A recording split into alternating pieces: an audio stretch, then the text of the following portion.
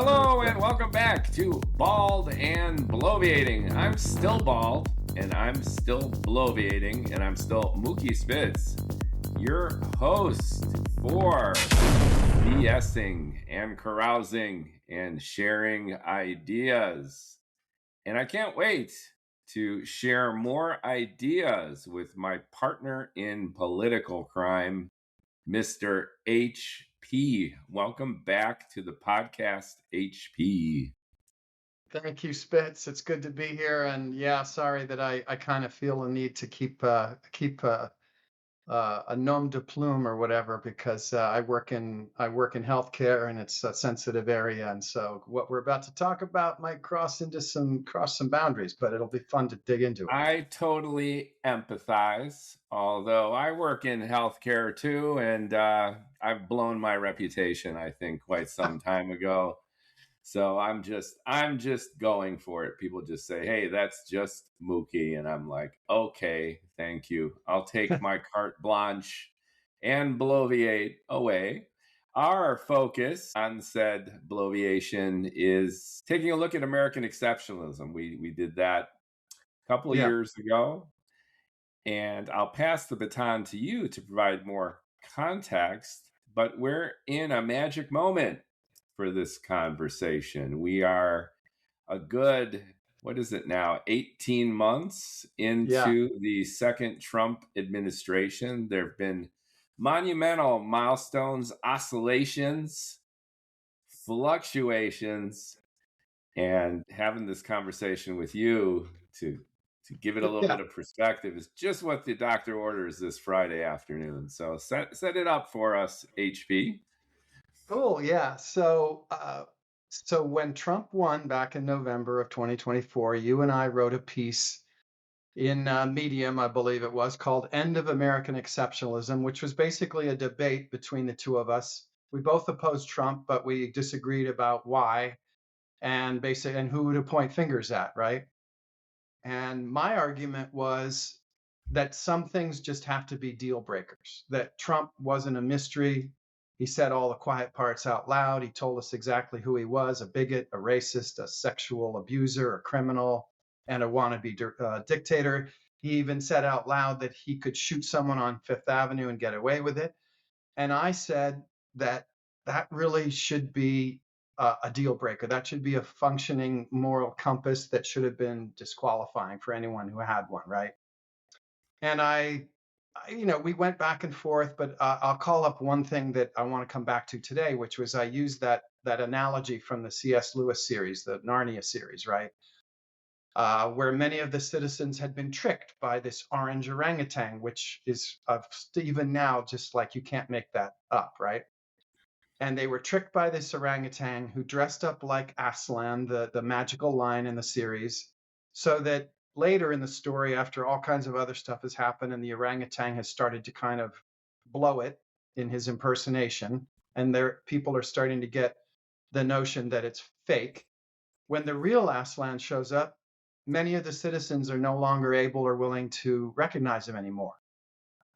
And I said that that's where a big chunk of Americans are right now. They're unable to distinguish real heroes from fake heroes, or legitimate news from fake news, facts from fiction, good science from bogus science. And most importantly, I think still is detecting feeling the difference between right and wrong. And you came back to me on that, hey, you're kind of blaming the electorate. You're blaming the voters, right? And really it was the Democrats' fault. It was a messaging problem. They completely blew it. They failed Americans' working class. Voters were fed up with them and with the Democrats. And you kind of said, I think, a phrase like, we got to just let the Trump out at that point. And trust the electorate to course correct down the road. So in the end of that article, we agreed that American exceptionalism, the idea that this country stands for values that are worth defending, was in trouble. But, let's see. Well, so here we are, a year and a half into Trump's second term, and I thought we could dive back into that discussion And I'd like to make the case that the what we're seeing right now, what we're witnessing, is not just a political crisis, but it's a moral crisis, and that the only path forward for us is to return to some fundamental principles of liberal democracy that this country was built on. Um, I think that principles matter, especially when we're in such a flux of understanding what's true or not. So I can bang through some of the reasons why I think that's still important. But before I do any of that, I'd be curious what your take is so far. I mean, should we dig into this? Yes, we shall. Kudos to you for such an exquisite summary. I think you nailed all the key points, including some of my counterpoint. And I would also add there's a veneer of pragmatism, if you will, almost utilitarianism to my point of view, which is Trump might come across, does categorically come across as morally reprehensible to the point of demanding a reset, to your great points. But at the same time, I was stressing then, and I will reiterate it now, that we do need to take a more pragmatic view of his policies, of his messaging. And we should not assume that he is just a racist or just crazy, that there's more to Trump than many on the left feel there is.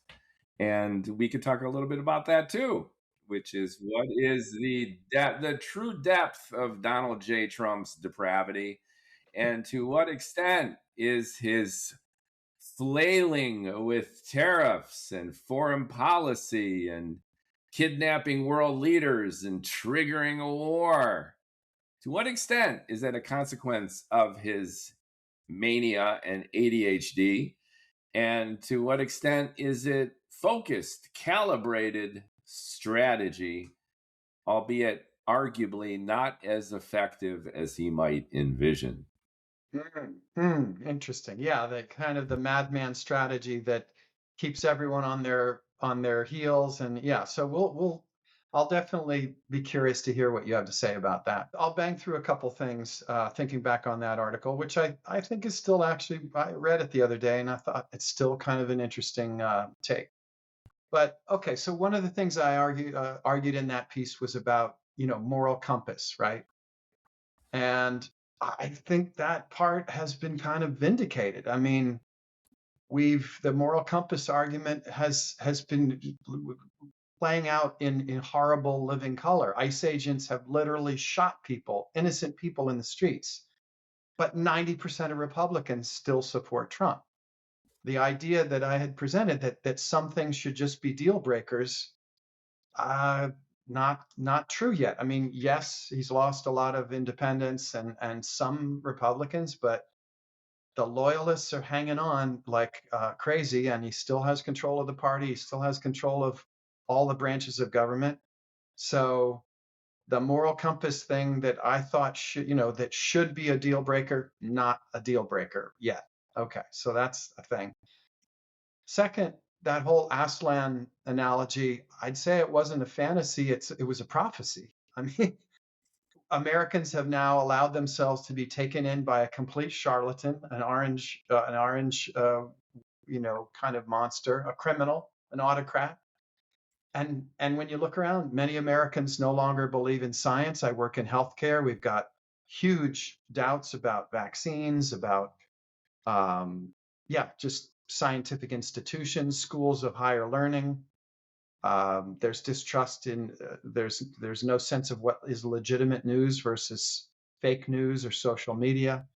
And I'd say basic moral values are kind of in question too. So we're kind of awash in a moral quagmire right now, and I personally believe that until we align again on the principles of liberal democracy and come together as a people around that, it's just gonna be a lot of trouble. The other thing I would just note is that while I brought up, I made that analogy of the whole Aslan thing and the trickery of the orangutan. Trump didn't really actually have to trick anyone very much. He just kind of played into the myths that were already baked into our culture. Alpha male, might makes right, boys will be boys, immigrants are freeloaders, and all the rest of the rising tide of grievances against the libs, the pronouns, all of that. So he was kind of able to just barge through the door that was already open. He didn't really have to trick anyone. People willingly voted for the guy.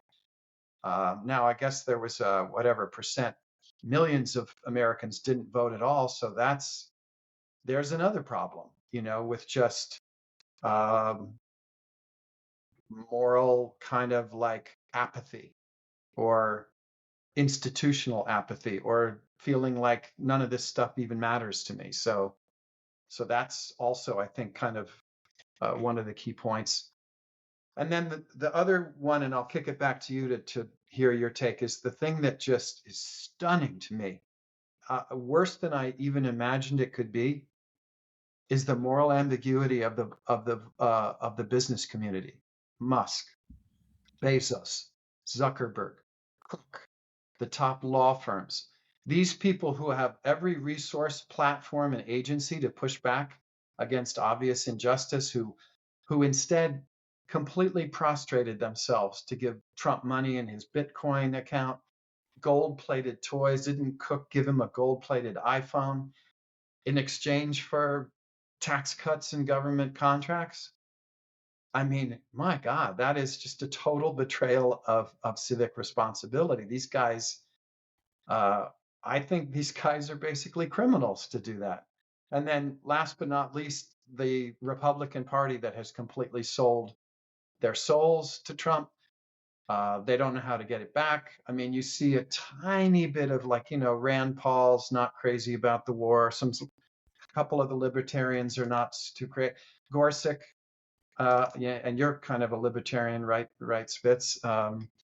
Gorsuch made a very strong and compelling case against the tariff thing and blew, that went against Trump. But those are just kind of few and far between. The big picture is the people that should have held the line, the business people, the legal people that have the power, that have the money, haven't done a damn thing to stop Trump and to uh, stop him from turning our Justice Department into his personal police force, somewhat ineffectively or largely ineffectively so far, but we'll see how the next round goes. But I'll curious what your take is on all that part. Aside from the business focus that you had with all of those billionaires and soon to be trillionaires showing up at the inauguration, paying homage to the king, Oh, God. kissing the ring of the mafioso. Aside from that focus, how are any of the other criteria that you bring up or experiences of the Donald any different really than the precedent that was set going into this election? So the reason I ask is for us to do this before and after. We published our piece right when Trump won, Trump 2.0. He would say it's 3.0 and his minions. But what's really different, let's say, about the Republican Party? They've been sycophantic from the second they smelled the tide turning toward Trump in terms of his popularity. They flipped for a microsecond after January 6th, because even for them, that was over the top. But when they realized that the core GOP constituency was still raging MAGA, they just flipped right back because they misread the tea leaves. So the Republican Party, I don't think they've changed really very much at all. Well, they've given up their conservative principles that supposedly they had, like small government, not interfering in people's personal lives. ICE agents crashing into innocent people's homes, taking people away in the middle of the night, shooting people. I mean, they're breaking core Republican foundational principles, and the Republican Party is like, okay, go for it, keep it going, no problem. Obviously, there are critics there, and there are some grumbling, but the party itself is not holding the line on. How about the never war thing? I thought I thought we were in an America First wave that Marjorie Taylor Greene and many others were espousing, and Rand Paul and others were espousing, and now not a peep. You are conflating MAGA with the Rhino, the Republican name only old GOP. So my point is that Trump won over the GOP his first term. And he won over the GOP to the extent that an actual riot at the Capitol, resulting in death, destruction, the Yeah. vandalism of our cherished landmark, didn't turn the Republican Party. 2 impeachments didn't turn the Republican Party.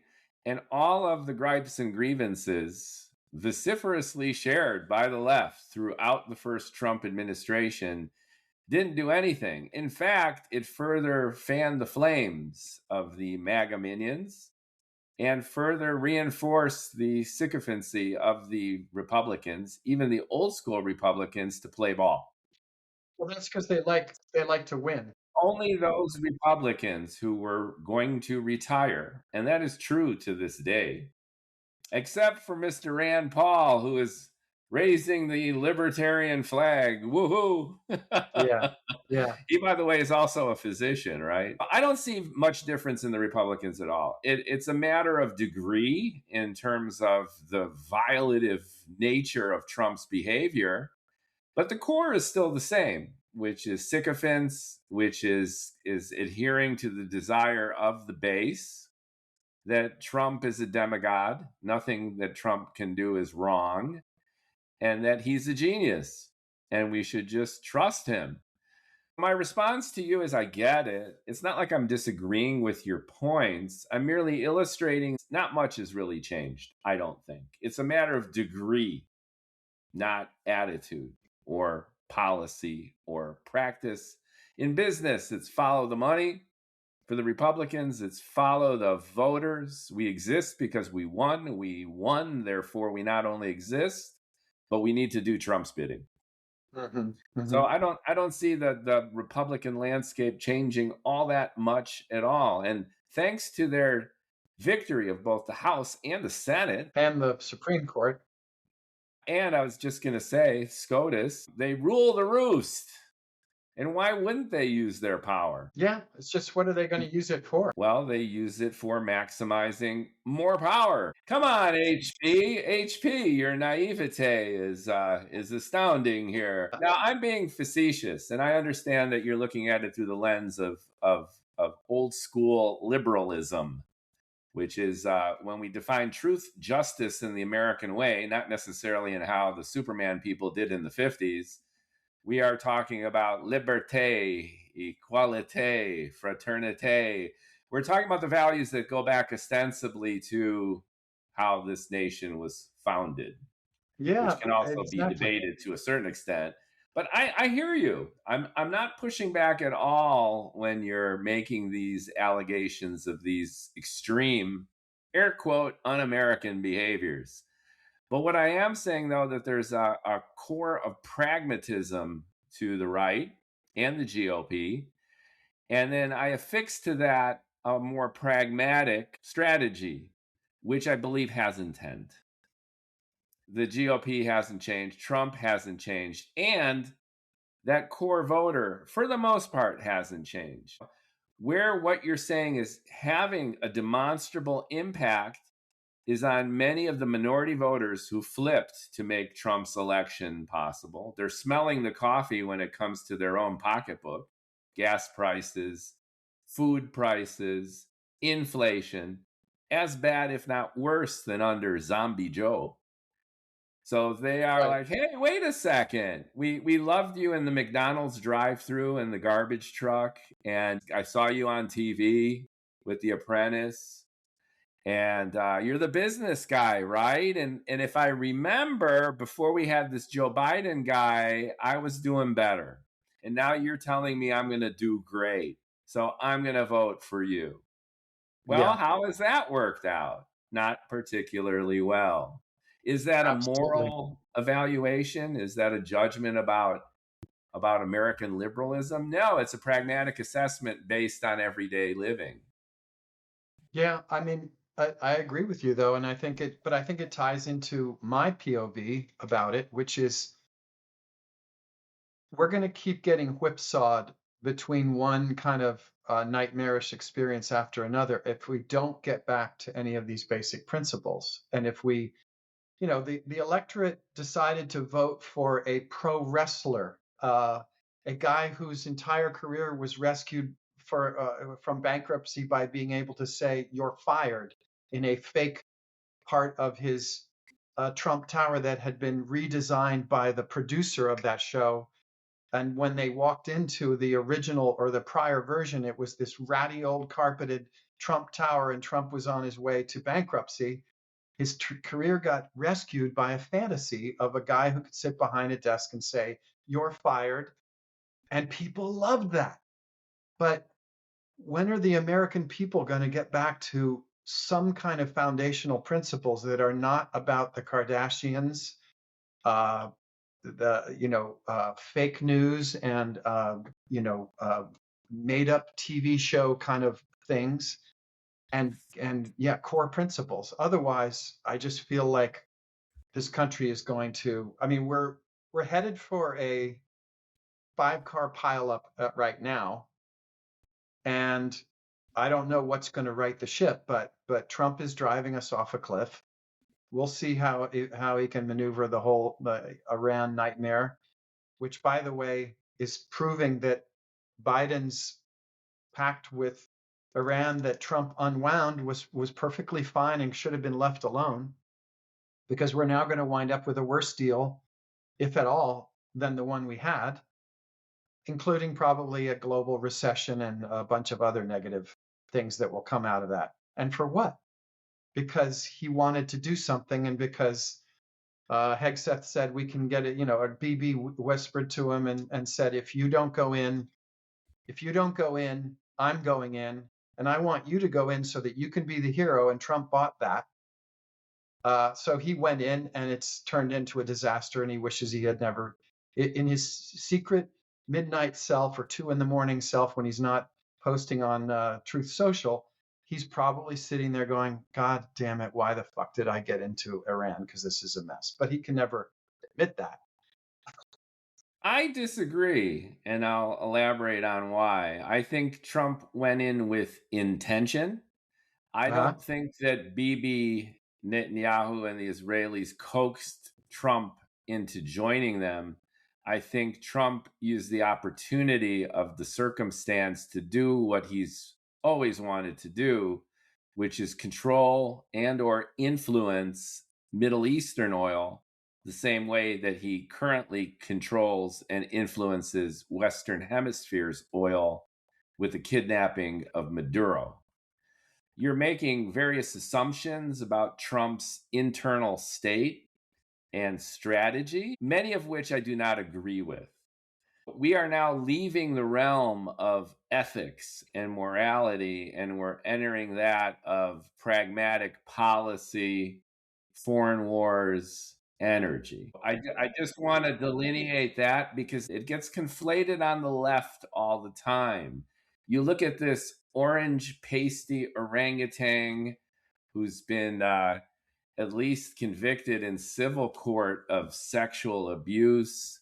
You look at his history as a TV buffoon, and all sorts of conclusions are made about his competence as a president. And I think, again, that these things are getting conflated. And I think that it's a highly emotional perspective that is sometimes a little bit self delusional. because this idea of Trump derangement syndrome, whereas I get hit with it on TikTok probably 10 times a day when I ever even hint at anything that smacks anti MAGA, I throw it back and I allege that they have Trump devotional syndrome because it's a cult. Yeah, So I think emotions are getting at the core of the swirl. So I do want to delineate this a little bit. For example, when you say that he's the apprentice stooge and we took a hack TV show host and made him president, just a reminder, Vladimir Zelensky had very much a similar role on Ukrainian TV. He actually played the prime minister of Ukraine in a Ukrainian comedy show. sure. Yeah, no, I knew he was a former actor.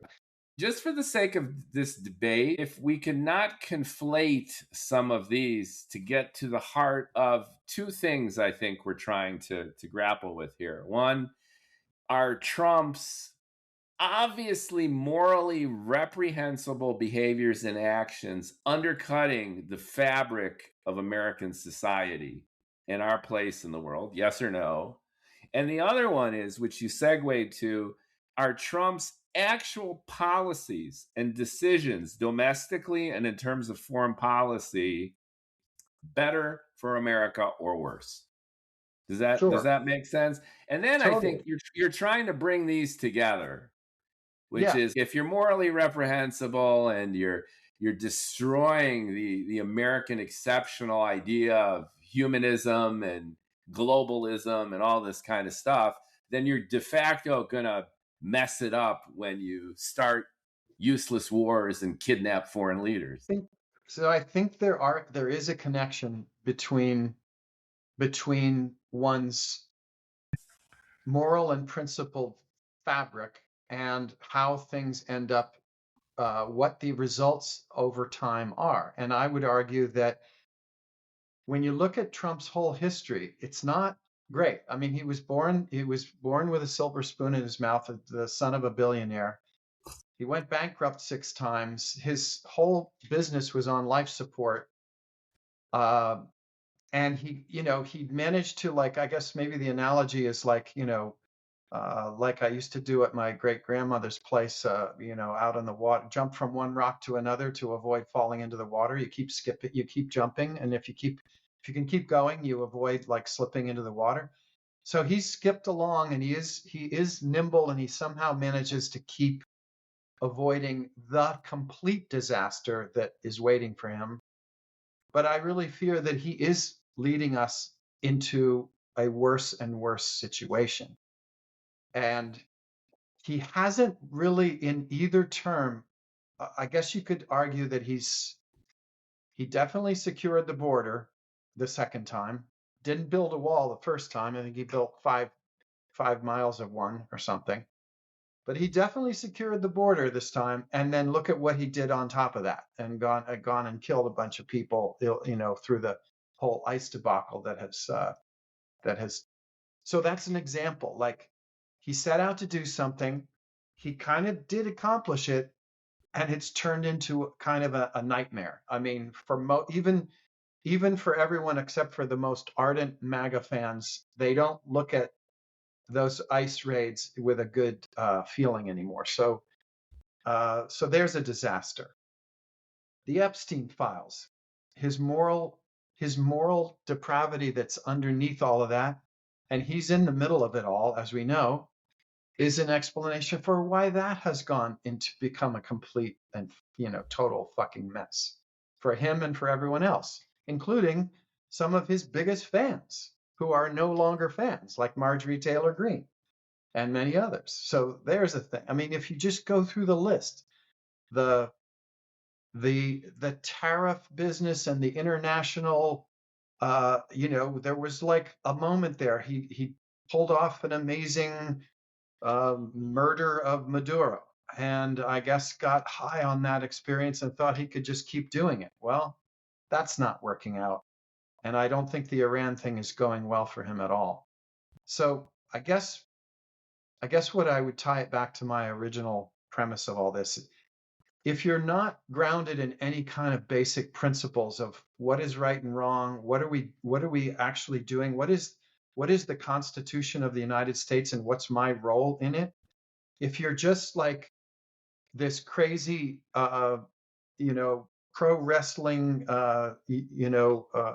the Apprentice star who doesn't understand a thing about government, and you're turned loose in the White House, it's not going to go well, and it's not going well. And I predict, what's that?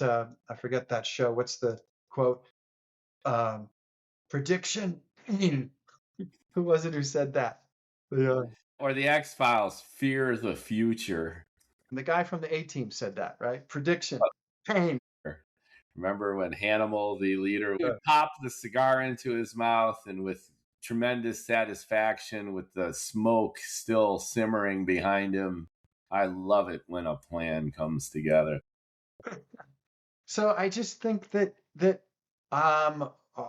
buckle your seatbelt, because this is a bumpy ride, and I'm afraid it's going to just keep getting worse. I mean, the rule of law is broken. The separation of powers is broken. The idea of having an informed citizenry is basically broken. We don't have legitimate news anymore. People are getting it from social media. Our institutions have been under attack. My beloved client at the NIH and the entire team that I have done work for was frog marched out the door. Our investment in research and science is being cut away, and I just don't see good things coming of that. I mean, I just really feel like we're going to be fortunate if we can get to the other side of this administration without major major problems. Global recession, war, a third world war is very, very possible. We're like this close to a tinder box going off, China getting involved, and the dominoes start to fall. They invade Taiwan. I mean, there's so many things that could kick off a problem. So tell me I'm not right about that. I am going to wear my libertarian hat on my bald head, because I think that'll make this conversation even more fun. I'm going to dial up my opinion just a couple notches. Okay. So we could laser focus on each of your points and go mano a mano that way. First off, I feel like passing you a Xanax through the Riverside app to calm your liberal ass down a little bit. You use all of these hyperbolic phrases. The system is broken. We're on the brink of World War III. And I sense your cognitive hyperventilation with all things Trump. To bring it back a little bit, and if we look at each of the points you made through the lens not of emotion, but whether they're effective or not, and put it within the perspective of government not necessarily being our friend, then it might paint a slightly different picture. Now, I'm in no way a MAGA maniac. I get abused every day on TikTok and all the social medias. I can base that on evidence. So I'm not making friends in Trump's world. But again, for the sake of this conversation, I will dial up some of my Trumpista support. And it's not even so much support, but it's looking at his behaviors through the lens of actually being beneficial for this country. Maybe not short term, but medium and longer term. Let's start with the border. You mentioned the border in about 2 seconds, almost with the wave of your hand that, the border's secure. That's, no small feat, but look at ICE. Okay. So securing the border is extremely significant. Some would say foundational. You can't really have a country if you don't have a border that's secure. And the benefits engendered from having this secure border are also incredibly significant. Beyond no small feat, I think Trump's ability to secure that border, both psychologically and pragmatically, benefits us in many ways that are often downplayed and dismissed by the left because you don't want to give your enemy any kind of juice. The ICE raids created an incredible backlash. The people have spoken, HP. And the people have spoken not only about the abuses of ICE, the violation of civil liberty, men in masks on our streets, the rolling in of the National Guard, posse comitatus. What happened? What is happening to this country? The system, I will allege, is not broken. The system is unbelievably robust and healthy. Taco, he chickened out, didn't he? He pulled back. He got rid of Bovino. He got rid of the stooges running that situation, and he had to recalibrate. He took heat. Democracy worked. Yeah, partial, not I think fully. to a large extent. Doge, remember Doge? Musk with the chainsaw. Well, the Doge caused unbelievable damage before they finally pulled the plug on that. My point, though, is for every action, there's a reaction. And I think you can claim that the foundational pillars of our society and democracy and the way this country was founded are crumbling, they're broken. But I look at them as incredibly healthy and pushing back and having an impact. The flooding the zone of the beginning of Trump's administration has been tempered. To your point, Gorsuch punched the tariffs in the face and Trump along with it. And I was the one ranting on TikTok predicting that that's exactly what would happen, that even the conservative Trump-appointed court would throw back and throw down on that nonsense. Yeah, no, that was predictable. That was predictable. Not everything that this orange Aslan orangutan does is terrible. When he does go beyond even his own excesses, we are in a society that still has checks and balances, not only legally, but our society. Yeah. We push I back. agree with you that I don't, my main point is not purely about results. It's not just, I'm not trying to argue that every single thing Trump has done is a failure, although I do think that ultimately he will be a failure, because my argument is that if you don't have a strong value-based approach to things, a basis in our history and understanding what the foundation of this country is supposed to be about, you're not really using the operating system of the country the right way. You're distorting it for something else, and that's inevitably not going to work right. He doesn't get it, and his whole administration doesn't get it. You're saying he doesn't get it. I hear this all the time, especially from the left. Trump is, and here's the usual slurry and slew of adjective, he's crazy. He's racist. He's a fascist. He just wants to be king. He's chaotic. He doesn't make any sense. He keeps changing his mind. And basically, he's an Adderall popping, cheeseburger devouring maniac who's a ticking time bomb leading to Armageddon. Uh-huh. I don't see it that way. I see Trump as a master at marketing. You and I work in this business of behavioral modification through messaging. Right. And I believe Trump has created a brand and a political brand for him. When you meet him in person, he's the most gracious guy, which is how he wins over so many of the folks, including the billionaires whom you feel are traitors. He's gracious. He won over Bill Maher to the point he set up a little stool and for 12 minutes told all of his audience what a great guy Trump is. Trump is like night and day when it comes to his persona and when it comes to what you see on the social medias. So you can say he's a master manipulator, but that's just another word for a really good marketer. I agree with you, Spitz. I think maybe I need to make something clear on my end, which is my whole point of view that's underneath all of this is not even so much to keep talking about Trump this, Trump that. it was about the original premise of our article, End of American Exceptionalism, was my point was something's wrong with the American people to vote for this guy. And that's still a big concern. Regardless of how the Trump administration ends up doing, maybe Trump will pull off a miracle. He is unbelievably gifted at getting out of situations that other people would founder and just fall on their head.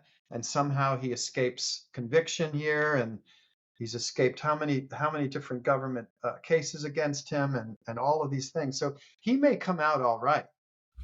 The question for me is, are the American people going to come out all right? And where is the foundational principles of the American people to go?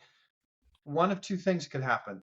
By the end of Trump's term, it could be, you know what? Never again. Never again are we going to vote or get behind a political animal like this, who is obviously just manipulating us. We're going to work based on the principles of democracy and try to build our country back to what it was supposed to be, or keep whipsawing back and forth between the next con person who comes along. Maybe there'll be a Democratic version of that, who lies to everyone and tells them they're going to help and then ends up not.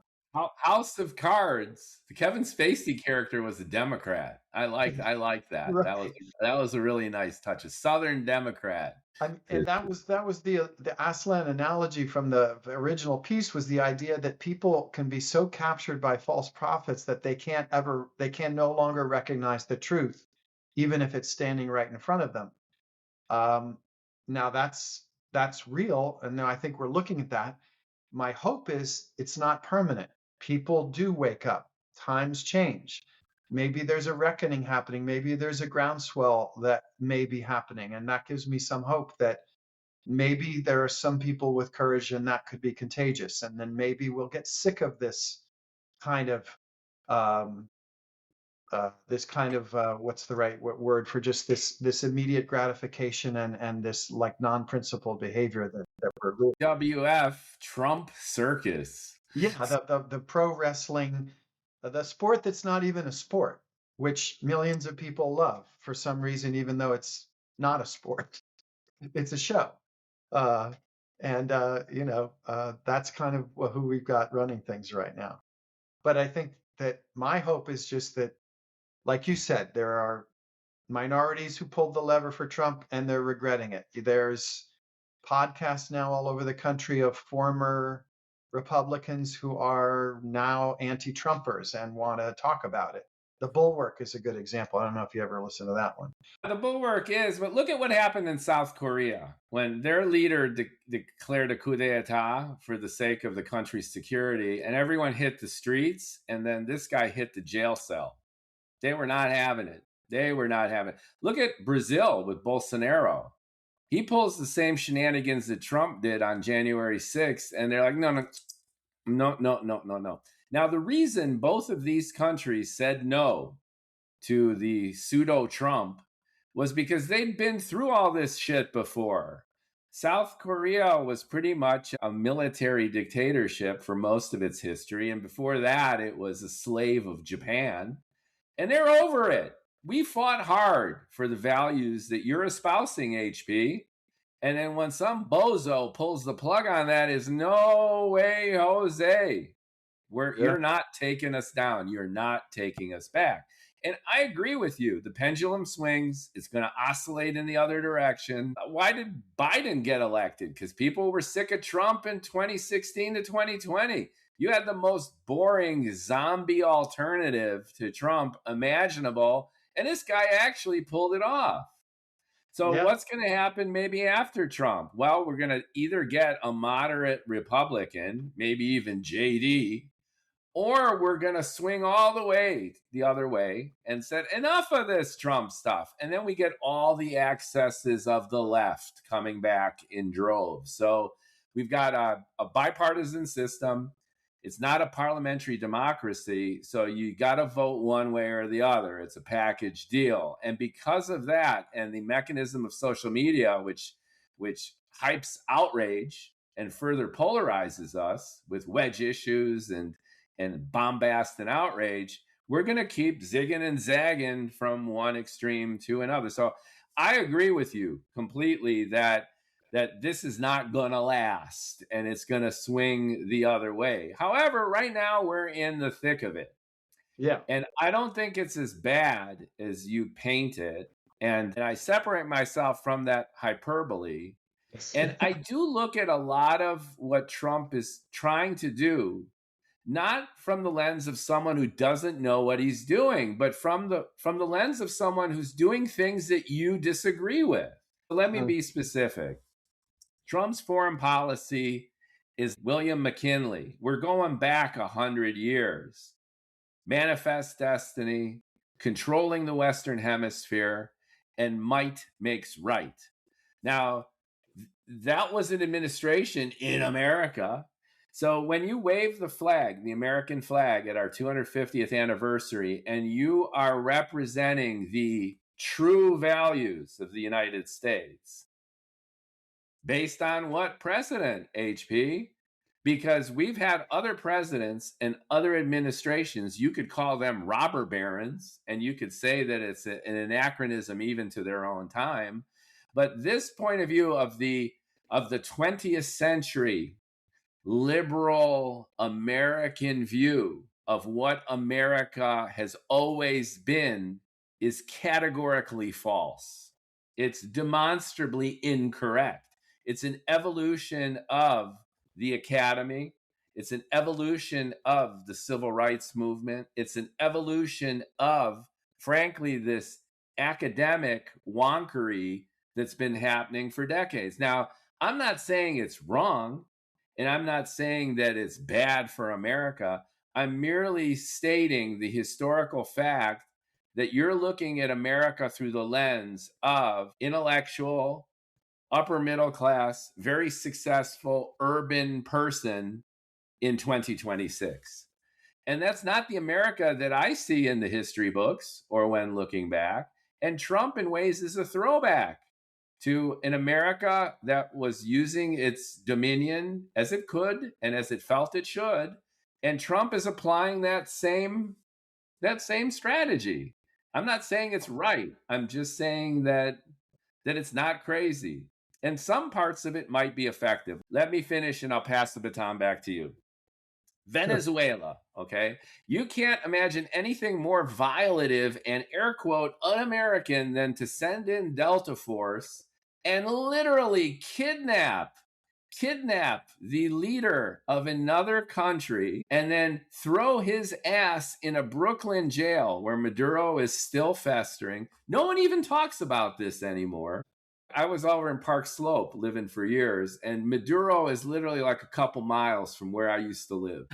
I'd go visit him if I still lived in New York. The point I'm making, though, is Trump did something that Kamala never would have done in a billion years.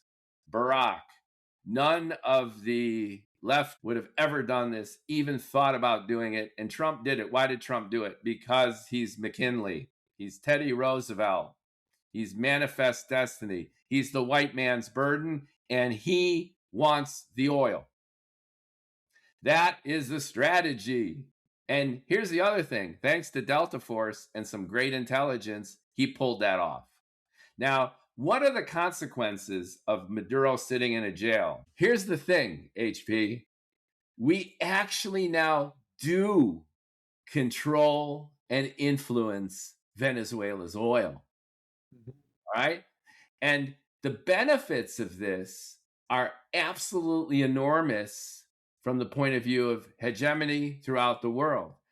Venezuela has 300 billion barrels of rough crude below the surface, the number one reserves that we know of on planet Earth.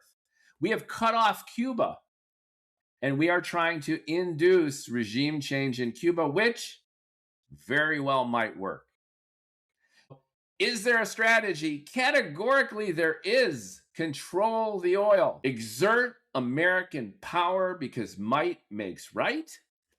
And we'll all be better off for it because the government in Venezuela is a commie nightmare. The people of Venezuela have been needlessly suffering for decades, and we're on the brink of freeing Cuba Libre, god damn it. I just use that as one example that this mofo isn't crazy. He's got a point of view that you disagree with, and sometimes it does work. Yeah, I didn't sign up for hegemony. It's a free country. Other people did. Well, I don't think they did. I mean, I think that that's the problem. The American people are very confused. I think the American people need to start thinking about trying to learn a little bit more than just pulling the lever of a voting booth about whether or not you're happy about last quarter's finances in your household. I get it. That matters to everyone. But every you brought it up, a good point, which is that every single president loses the midterm. Why? Because the American people over the last 40, 50 years have just kind of gotten discontent with everything. A lot of the principles and things that we came out of with FDR, came out of the Second World War, the Marshall Plan, the golden era of the 50s and 60s, where everybody owned a home and good jobs were easy to have, or everybody except for black people, I should say. The picture, the veneer of the great America that we wanted it to be was kind of being painted. There were some troubling signs all along the way. But now I feel like we're in this spoiled aftermath where you hear, I hear podcasts. This was during the lead up to the Trump victory, which is this is white guys in the Midwest. I want to be the primary breadwinner in my family, and I'm not. Oh, why is that? Well, I don't know. I mean, uh, I didn't want to go to college. I tried it. I don't like it. I want to be a car mechanic.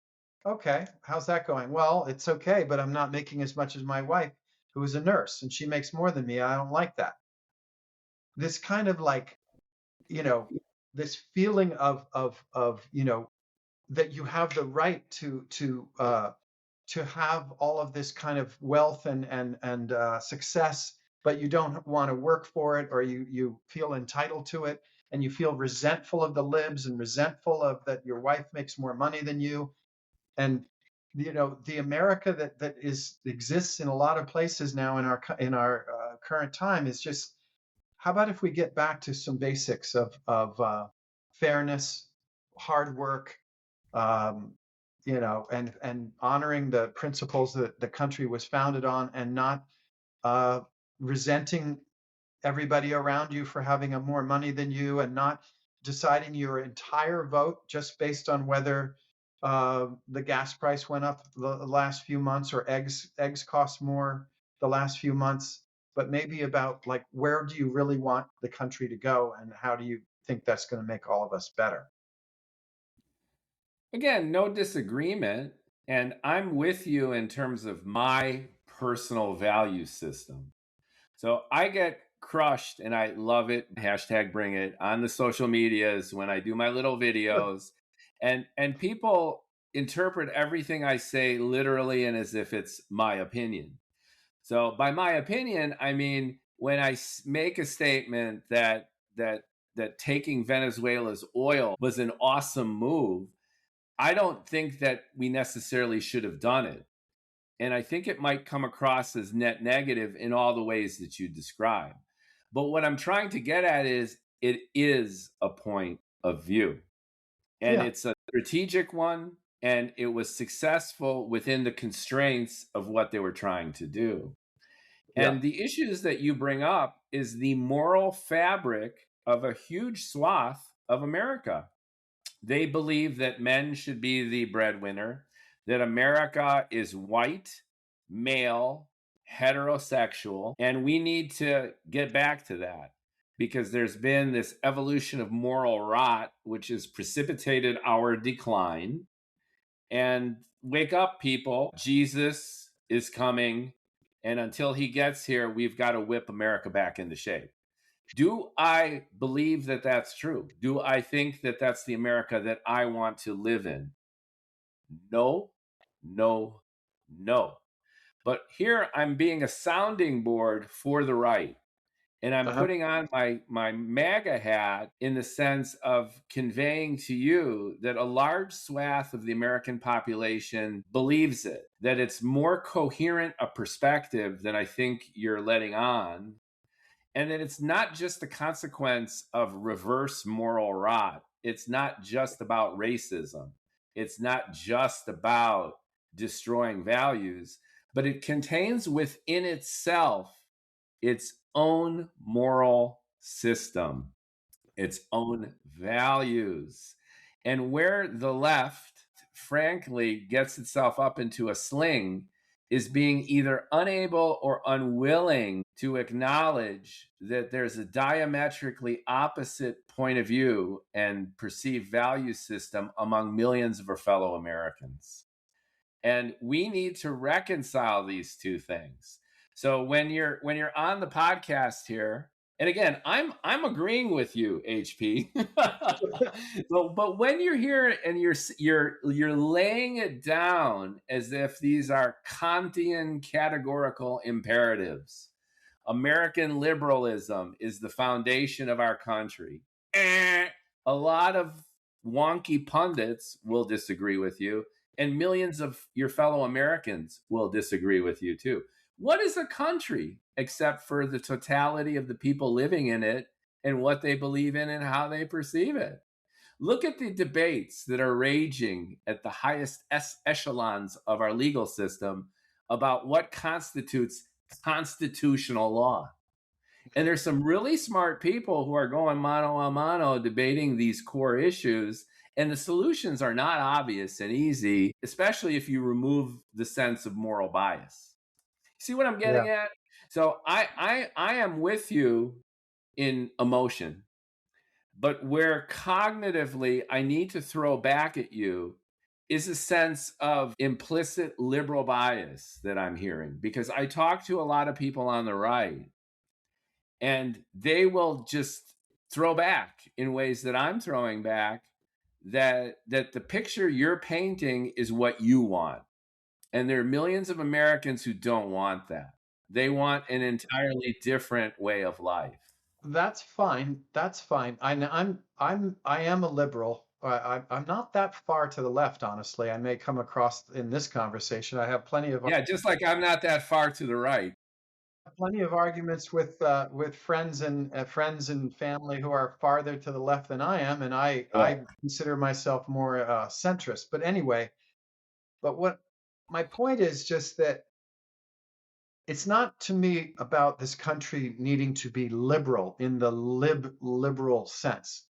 It's liberal democracy, which is a broad category that it's a broad enough tent that right and left can live under it or in it. It's just the principles on which the country was founded, and imperfectly. So you can always catch me by saying, well, we've never lived up to it yet. That's true. Not perfectly. We've had flashes here and there, but the premise has always been there. And the goal has always been there, and the dream of it has always been there. And if you don't have that beacon or something to aim for, what are we aiming for? Pure strategy of hegemony and like who can we're the strongest country in the world. We could probably pull off a quick world war and just like take over everybody. Possibly. It might be tough, but For 5 minutes. for 5 minutes, we could probably invade China, maybe knock out Xi Jinping, take over. Yeah, we could probably we have the money and the power to do. Although we've depleted our arms quite significantly. The Iranians are kicking our ass strategically. Tactically, we decimated them. At least we claim we do, and they're still controlling the Strait of Hormuz. And Absolutely. they're demonstrating American weakness, not strength. I was the one ranting on TikTok and taking all the heat, saying that Trump's going in with 7-2. Yeah. Well, that's why to me, like you're a strategist, I'm a strategist. Strategists have to build on objectives, which I would argue in the governmental sense or the sense of are the principles on which we're founded. We have to agree on that. What is the framework that we're living in? And we have a constitution. I think it has plenty of room for everybody, but somehow right now I feel like the government is completely not connected to that, but that much could change in 3 more years. But the American people are not really connected to it. And if the people are not connected to the principles and the Constitution of our country, we are at risk of being whipsawed between this one and that one, and whoever the shiniest penny of a politician is who comes along and is charismatic, the next one who can be that person may attract millions of people, and we go in a whole other direction. And my main point today is how do we as an American people get back to an agreement generally of what are we about, what are the principles of our country. We can disagree about tactics and strategy and laws, but we have to agree on that or we're at risk of losing our way completely. You're reiterating what you said during our first podcast, and I'll reiterate the reiteration of what I reiterated to that by saying that Trump will be remembered as one of the major political figures, symptom or cause, depending on your political persuasion, Yeah. of our era. There's really no question about that. But I see the benefit of Trump as being America's enema. Okay, I he's hope so. I you hope know when so. you go and get a colonoscopy, Yeah, and I'm of the tender age where I've I'm had of one, the and I age, have to say right. I got propofol afterwards or during. And when the doctor kind of tapped me on the shoulder with everything still taking place, he was like, "Are you okay?" And I was like, "Yes." I kind of understand why it was the demise of both Michael Jackson and Prince. Poor guys, right? They both succumbed to their pharmacist or their Oh God. Yeah. No, Yeah. I But hear you. anyway, I digress. Yeah. The reason I bring up my propofol colonoscopy experience with you and our listeners is that after the Trump era subsides, the benefit, to reinforce your point, is you need to experience the opposite sometimes to understand that your baseline is valid and it's worth fighting for. So when we have a president who's so over the top with this lack of etiquette, who bloviates on social media every 5 minutes from the toilet, who is so demonstrably sexist and racist and McKinley-esque in his 19th century view of tariffs, China, oil, coal. See, I'm in agreement with you. I think Trump has way more gifts than most liberals acknowledge, but Trump is a moron when it comes to the potential of this country. And he is shooting us in the foot with most of the things he's doing. I'm with ya, HP. But at the same time, I don't see it as crazy. I see it as intentional. The reason I think that's significant is twofold. He has an intentional, coherent point of view after all the smoke clears and after he popped his last Adderall and took his last shit and tweeted. Okay, there is a POV. And I think the POV is 19th century. It's a 19th century POV. We got to grow up a little bit. And because it's going to fail, just like you mentioned, in many of these expressions through policy, I'm getting back to the morality. I am. The only way people really shift their point of view is to get punched in the face a little bit. Mm-hmm, And when the consequences of our blistering ignorance and narcissism and entitlement and sexism and everything that's fucked up about this country right now come home to roost on the lapel pins of Trump's ketchup-stained shirt, that's when we're going to get moral progress. It'll return because this sucks. It sucks. We're an embarrassment to the world. We're alienating our allies. And Xi of China is laughing his ass off. And he's closer to making a move against Taiwan than ever before because Mr. McKinley 2.0 has unloaded on Iran, giving them the greatest gift of all, which is control of the Strait of Hormuz, an Ayatollah who's even worse than the one who came before, and a completely destabilized region. Nice, nice going, Don. I love it. I love it. It's you're speaking my language. I love it. Um, yeah. So I think it could be, to your point, the good, the silver lining could be a gigantic wake up call and lesson for the American people to wake up and pay attention. And it's not just about short term, tiny little pocketbook things, although those are very important to everybody. But there's a lot we could lose. And Trump is playing with those things. And some of those things could get dropped on the floor and broken and then, hard to ever repair. There's inherent plasticity, especially I think to the United States of America. We often forget that the governor of Indiana was of the KKK party. It was a political party, and he got elected on the KKK ballot. Okay, you look that shit up. If you look at so much of American history, it's this tumultuous, swirling cauldron of things that you and I find reprehensible. Trump looks like he's this wrecking ball of democracy. But if you peel away the layers of history and the shenanigans that have happened generation to generation, this A, ain't nothing new. And B, is really just a manifestation of what's been cruising below the surface this whole time. I brought this up in our last conversation that there's nothing new about the American electorate either. Trump just let it all out. And we had a good exchange then, too, that Yeah. that he's a conduit for everything shitty in our culture. But I think the electorate over time has changed somewhat. Maybe it's always been there in different ways, but I feel like something's happened in the last 40 years or so, maybe 50 years. Why do you think that? Richard Nixon won his second term over George McGovern by the biggest electoral landslide in American history. I think McGovern just won his home state. That was Richard Milhouse Nixon. Yeah. Okay. But he was a very talented politician. So Trump. Yeah. So, well, and they're popular, you can win that way. Right. But I mean, a lot of people probably ended up regretting their votes for Nixon.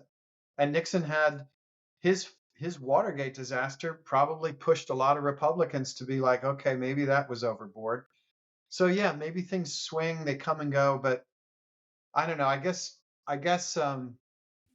back to the principles thing. I'll share one thing with you. I can't remember if I've ever shared this, but I'm not religious in the traditional way. I don't go to church every Sunday, but I love this quote by Cecil B. DeMille. He directed the Ten Commandments. He gave a commencement at a college, Brigham Young.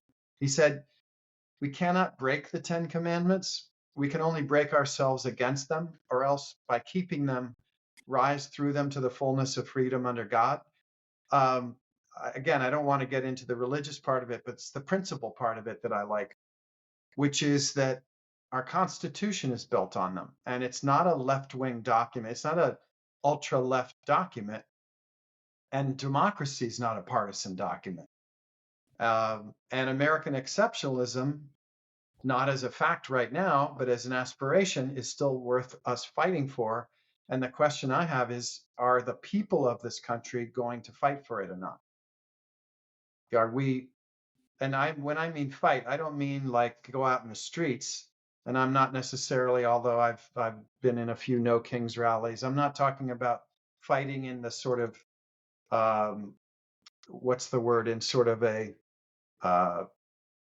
impractical way, or just like demonstrative way, but like real way, like actually care about these things, and maybe think about who you're going to vote for, rather than just every 2 years or every 4 years the midterm goes against the current president just because people are unhappy all the time about whatever.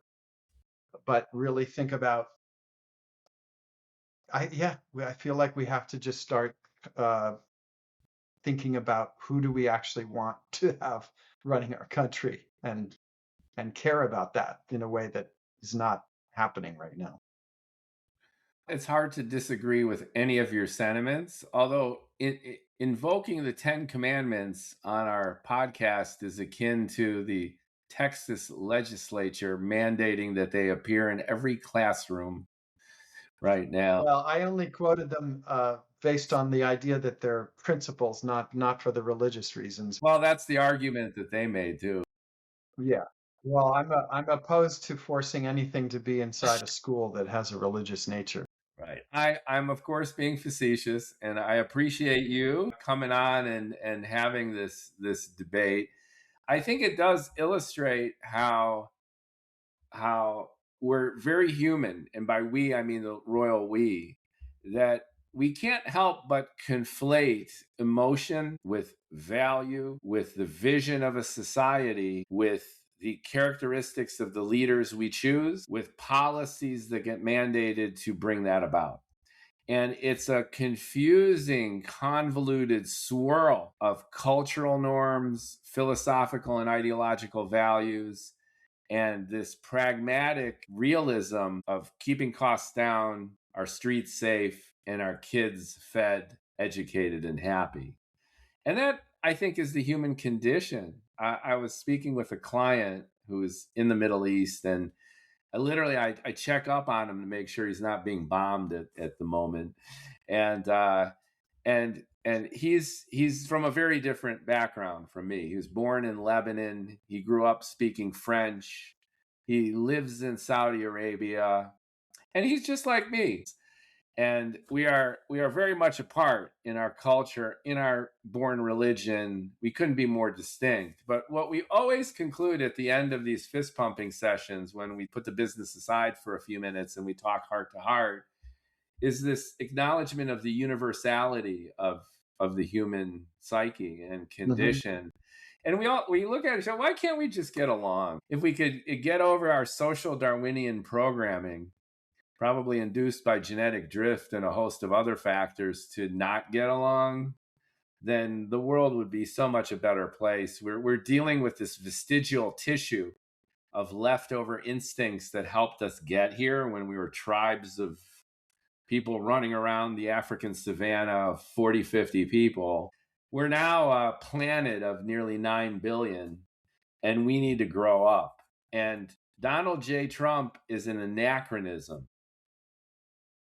It's so true, Spitz. It's so true that we need to grow up. That you're hitting a point that I really believe in. We need to grow up because we now have the most powerful tool and weapon that has ever come on Earth, which is, of course, AI. And so now we have this all-powerful potential, and we have to decide, are we going to be the shepherds of the world and take care of everything, which we could totally do with this tool?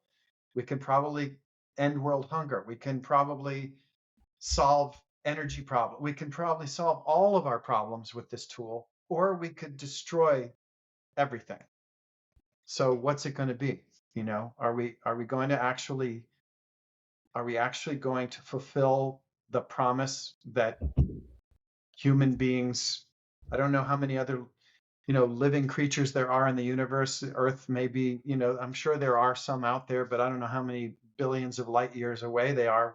We're fairly special in that regard, at least in the known confines that we can detect with all the instruments that we have. And we're the dominant race of this earth.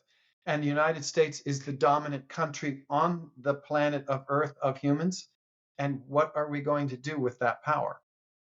We have the ability right now, if we all got our heads on straight, to be like, we're going to take care of this earth and make it good for everybody, which we could totally fucking do. But right now we're mired in a lot of juvenile and, prehistoric behavior patterns. And then we'll have to do another podcast about whether we should do biological manipulation of our organisms to we have great brains, but we seem to have primeval instincts still ruling us.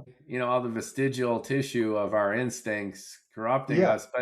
But here's the dilemma, and I'm going libertarian again, is who is going to make these decisions? Well, we all are. We'll do it with a fair vote, but we've got to be like somehow aligned on what the goals are. I mean, if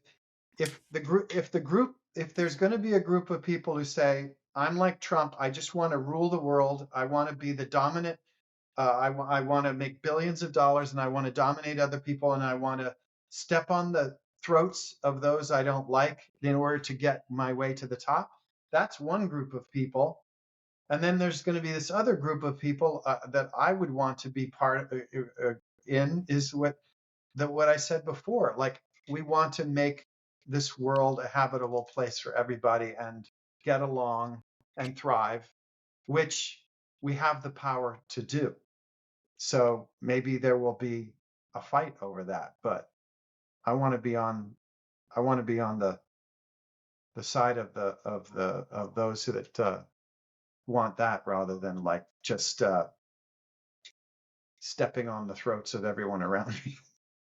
In principle, I agree with you. I think in practice, we're going to zig and zag as we Yeah. have throughout our history.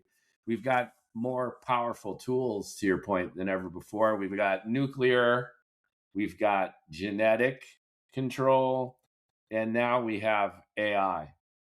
And people posit these as the great barriers. To your point, where are all the aliens with trillions of galaxies, the observable universe 100 billion light years across? Where the hell is everybody? At least we can't detect anyone. And maybe every sentient civilization encounters variations of what we're going through right now, which is each of these things that we rattle off are double-edged swords. So genetically, we could create a gene engine and wipe ourselves out. In terms of AI, you got AI Mageddon. Everyone's talking about that. That's not too hard. That's the trope of science fiction for decades, right? What happens when the Iranians get a hold of an AI tool that can knock out all our electric grid across the country or something? You've got Anthropic's mythos now, whether it's PR or actual non-hype capability. I think it's a combination of both, but AI now can crack other AI. So just like you've got drone wars in Ukraine, we're going to have AI wars. Because AI can work all day and night and keep cycling over the solutions to things, all of this gets sped up into not just days or hours, but like minutes. Like tomorrow, Absolutely. tomorrow AI could be 100 times better than it is today. Yeah, although there could be an architectural ceiling to the large language model, at least on the predictive side, that'll preclude AGI. I tend to believe that. I think that LLMs can't do it by nature, by architecture. But to your point, it is a Black Mirror like scenario where 1,000 years can go by in 3 seconds because everything is accelerated. I feel bad for the guy, the Go Master, the Go Master who looked back on uh not is it Kasparov? Who was the chess champion? Kasparov, Yeah, who lost to Big Blue. yeah. And okay, so Kasparov loses to Big Blue. That was probably pretty devastating for him, but he recovered and he's a strategist and had a career since. The Go Master, though, was like, computers will never beat me and Go. I mean, Go is way too complicated. The levels, the permutations, the you think you're being surrounded and you're actually surrounding them who's surrounding you, and all of that complexity. And then he just got hammered. And I read an article, and I think poor guy was just devastated. I don't know if he was recovered since. It was just unexpected that it could accelerate that fast. And I think we're going to see every piece of computing power that gets added onto AI is going to just keep speeding up its ability to improve. We'll see where that goes. There's a Yeah, difference between quantitative improvement, as you know, and a qualitative transformation. So we'll see. But You mentioned religion before. I had a guest on the podcast just yesterday, and he's an entrepreneur doing some AI stuff. I was trying to figure out whether he's shambolic or a genius. It was a little bit elusive for me. But he brought up the point that, hey, maybe our consciousness is tied to some kind of pan-dimensional reality, that we can't really replicate consciousness because there's something truly mystical or spiritual about sentience and self-awareness. I'm not so sure. I think we're going to human exceptionalism now, and I think that's a great way we could cap our conversation, which is we're debating American exceptionalism. And in a nutshell, thanks to Donald J, the Donald, King Donald, we're pretty much annihilating that sense of American exceptionalism. That is one point that you and I both violently agree with, which was the foundation of our conversation, that even if I'm sitting here as the Trump apologist or the Trump translator, I'll be the first to acknowledge that our American exceptionalism is out the damn window. In ways, that might even be his goal. And conversely, we've got this idea of human exceptionalism. We're always the center of the universe. The sun goes around the earth. We're the only sentient beings in the universe, and consciousness is unique to us.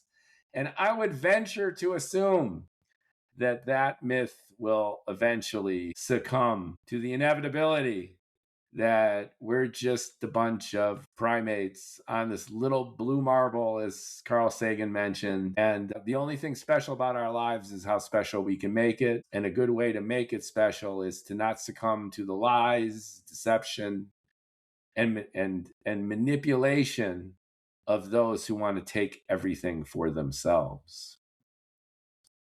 There's a mystery element as well. Like I took an Eastern religions class at Williams. We read the Tao Te Ching. I've always kind of loved reading about that and had interest in that. And along the way, in my life, I had had some acupuncture done, but there's always this thing that, like, this is just baloney, right? That all of this is bullshit. And I don't know if you saw the news recently, but there's been a scientific breakthrough. Interstitium. I love that. Which is now basically demonstratively proving out that practice of acupuncture has an actual scientific basis. And it just makes me think that these things are going to keep happening, where some of the things that have been mysterious will be explained, and there'll be one last thing about this was this is also back to my college days. I remembered a lecture that I'll never forget, where the professor was saying, in ancient times, the scientists were the priests. The priests were the ones that studied the stars and mapped out the heavens, and like they were the scientists. And then a schism occurred where the priests are now religious and the scientists study science. And he said, someday there will probably be a unification again. And that will be an exciting thing to see happen if we can marry science to religion or to these mystical concepts, because I think there well could be a connection that we just haven't figured it out yet. I think so too. I mean, I was witness to my father's ghost. I've written a short story about that, and I've talked about it, and it was as real an experience as you and I talking to each other. Now, did I have a momentary lapse? Or did I really connect with something? I've had various air quote psychic occurrences throughout my life where, wow, like that Twilight Zone episode, I have sensed before someone has died, especially people close to me, repeatedly. My mother had these psychic abilities where she knew when her daughter was giving birth the night before, where she had premonitions. So there could be a lot we don't know about. And people oftentimes talk about quantum entanglement as destroying really our notion of space and time. There's a wonderful book by Hoffman called The Case Against Reality that the way we perceive space and time and the world around us is nothing at all like it actually is. And this was a philosophical conundrum that just plagued even Immanuel Kant. The Critique of Pure Reason was an attempt to posit the synthetic a priori, which is how can we really prove that perception is veridical in a way that we can prove an analytical statement like 1 + 1 = 2? And we can't. And the reason we can't is we have absolutely no clue what the essence of reality is. We can't. We can't. Now we're I love that you're bringing this up, Spitz. I mean, I studied Kant, and I love those concepts, but I know that there's a big debate about that. But tying it back to our whole discussion, though, I think there is some connectivity between these concepts of mystery, the discovery of things like the interstitium that knit together things that didn't seem to make sense with things that do. And we'll see how that all plays out. That was my point, though, HP.